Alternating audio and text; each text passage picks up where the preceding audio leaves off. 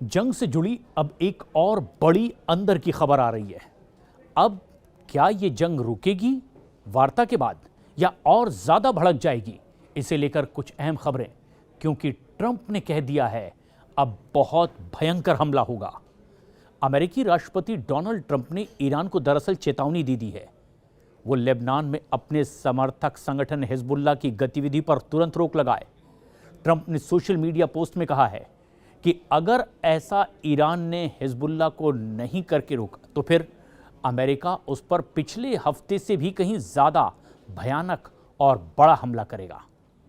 इस बीच अब स्विट्जरलैंड में जो अमेरिका और ईरान के बीच बातचीत चली वो 82 मिनट बाद ही रुक गई। ईरान ने कहा कि हमने अपनी फ्रीज की गई संपत्ति को वापस करने पर चर्चा की है। साथ ही साथ ईरान के एनर्जी सेक्टर पर भी लगे प्रतिबंधों में ढील देने की बातचीत की। लेकिन इजरायली सेना ने दक्षिणी लेबनान में हिजबुल्लाह की एक और बड़ी अंडरग्राउंड फैसिलिटी का भी पता लगाया है और इस जगह पर ईरान के बने हुए ड्रोन असेंबल किए जा रहे थे और इजराइल पर हमला करने के लिए इन्हें इसी जगह से इस्तेमाल किया जा रहा था। यहां पर 50 से ज्यादा इसी तरह के ड्रोन बरामद किए गए हैं जो ईरान के जरिए यहां पर तैयार किए गए थे। द टाइम्स ऑफ इजराइल के मुताबिक इस जगह का इस्तेमाल ईरान में बने ड्रोन को जोड़ने और फिर उन्हें इजराइल की तरफ लॉन्च करने के लिए इस्तेमाल हो रहा था। इजरायली सेना के अधिकारियों ने यह भी बताया कि इस फैसिलिटी में पिछले एक दशक में ईरान की सीधी मदद लगातार यहां पर मिलती रही है और जो टनल का पता लगाया गया है उस कॉम्प्लेक्स में इजरायली सीमा से लगभग 6 किलोमीटर की दूरी पर मजदल जॉन गांव के नीचे इसे बनाया गया था। यानी एक अंडरग्राउंड टनल जहां पर बड़ी तादाद में वो मिसाइलें रखी गई थी जो ईरान की मदद से बनाई जा रही थी और इसका इस्तेमाल हिजबुल्लाह कर रहा था। और इसीलिए लगातार इजराइल भड़कता है हिजबुल्लाह की इस तरह की हरकत पर और आरोप सीधे ईरान पर लगाता है कि दरअसल ये नाम का हिजबुल्लाह है लेकिन दरअसल ये असल में IRGC की ओर से ही तैयार किया गया पूरा संगठन है, उसी के असला बारूद हैं। इजरायली सेना ने इस महीने की शुरुआत में ही दक्षिण लेबनान में एक ऑपरेशन किया और इसके बाद इस अंडरग्राउंड टनल पर कब्जा किया है। उधर अमेरिकी उपराष्ट्रपति JD वेंस ने बातचीत के दौरान ये कह दिया कि पिछले कुछ घंटों में बातचीत में अच्छी डेवलपमेंट है, लेकिन उन्होंने कहा है कि अमेरिका और ईरान मिलकर के शांति को और मजबूत कर सकते हैं, ये एक तरफा कोशिश नहीं होगी।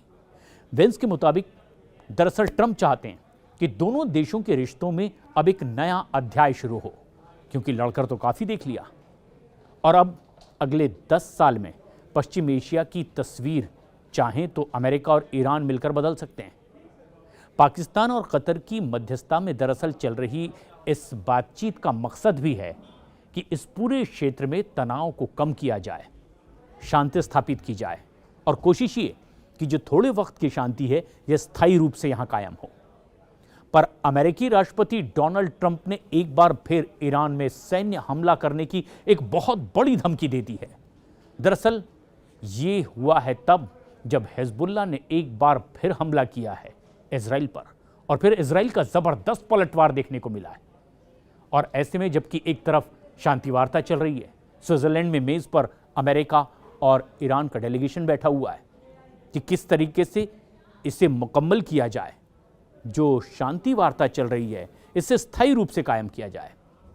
लेकिन जब इस तरीके के हालात बनने लगते हैं इजराइल और लेबनान के बीच, यानी हिजबुल्लाह का हमला होता है इजराइल पर और फिर पलटवार इजराइल का, तो फिर ये शांति वार्ता अधर में लटकती दिखाई देती है। और इशारा ये साफ है कि ईरान को लेबनान में अपने प्रॉक्सी पर काबू करना होगा। ट्रंप ने यह साफ कर दिया है। ईरान ऐसा अगर नहीं करता तो अमेरिका का उस पर जबरदस्त हमला होगा। यह सीधी चेतावनी ट्रंप ने उस वक्त दी है जब एक तरफ स्विट्जरलैंड में अमेरिका और ईरान के बीच डेलीगेशन बैठकर बातचीत कर रहे हैं, शांति पर यह बातचीत चल रही है कि कैसे इस डील को आगे बढ़ाया जाए और स्थायी शांति कायम की जाए। तो स्विट्जरलैंड में अमेरिका और ईरान के डेलीगेशन के बीच जो ये अगले दौर की बातचीत आगे बढ़ रही है, इसमें उम्मीद दोनों को है, लेकिन कुछ हरकतें ऐसी हो रही है जिससे डोनाल्ड ट्रंप ने भी अब ईरान को चेतावनी दे दी है ईरान का कहना है ये तो धमकी है, लेकिन ईरान पर हमले की इस धमकी को ईरान ये कह रहा है कि हम पर इसका कोई असर नहीं होने वाला, क्योंकि अगर ट्रंप की धमकी में कोई दम होता तो ये नौबत ही ना आती। क्योंकि दुनिया भर में इस वक्त इस हालात को जैसा देखा जा रहा है कि इतनी बड़ी ताकत ईरान के आगे आखिर क्यों बार बार शांति समझौते का प्रस्ताव लेकर आ रहा है।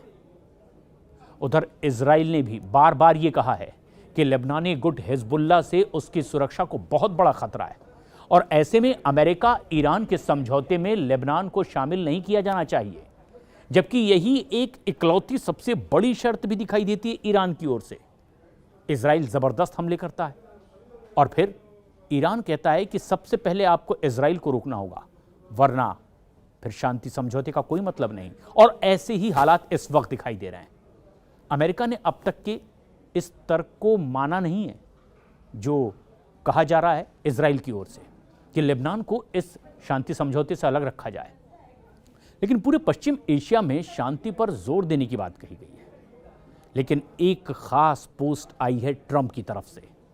सोशल मीडिया पर उन्होंने सीधे ये बात कह दी है, इजराइल की हिजबुल्लाह की ओर से एक बड़ा खतरा बताया गया, और ट्रंप ने भी इस बात को मान लिया कि वाकई इजराइल के लिए हिजबुल्लाह एक बहुत बड़ा खतरा है। जिस तरह की हरकतें उसकी लगातार जारी है, और हिजबुल्लाह दरअसल ईरान की दी हुई ताकत से ही हमले करता है, ये दुनिया जानती है।